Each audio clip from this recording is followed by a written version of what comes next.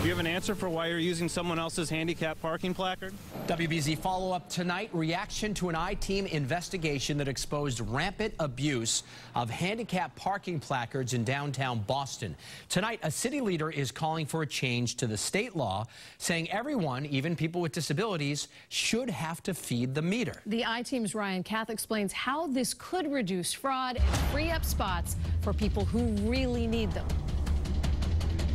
Wanted to ask you about the handicap placard that you've been using to park for free. Day after day in the Seaport, we have video of you driving that car right there. The I-Team had no trouble finding workers cheating the system. Who does that placard belong to? He's my uncle. Your uncle's placard? Yeah. It belongs to a woman. Yeah.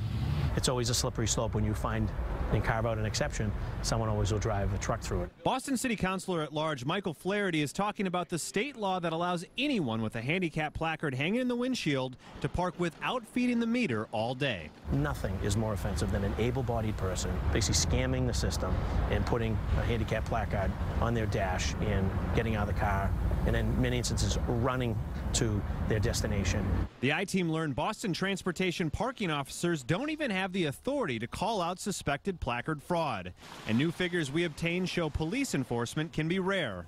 In downtown Boston, there were only 5 violations written last year for placard misuse. He's going to get a $200 ticket for expired placard. Other cities had more targeted enforcement, like Fall River with 43 violations, Worcester 38, and Burlington with 34. The I-Team also saw plenty of construction workers getting the free perk with placards registered to them, like this guy, this guy, this guy, and this guy. So to recoup lost revenue, cut down on abuse, and open up spots for those who truly need them, Flaherty has this proposal. Those with placards pay the meter like everybody else. And disability advocates like Christine Griffin agree, saying with pay-by-phone parking, meters are more accessible than ever. I support this because it actually treats people with disabilities equally. Cities and towns across the Commonwealth are getting the shaft because we're losing out on very precious revenue because of a scam. Councilor Flaherty says one compromise would be allowing people with placards to park free at meters for 2 hours, which would prevent workers from camping out all day. But I'm hearing from several drivers with disabilities who argue violators should be caught and punished instead of victimizing those who depend on placards.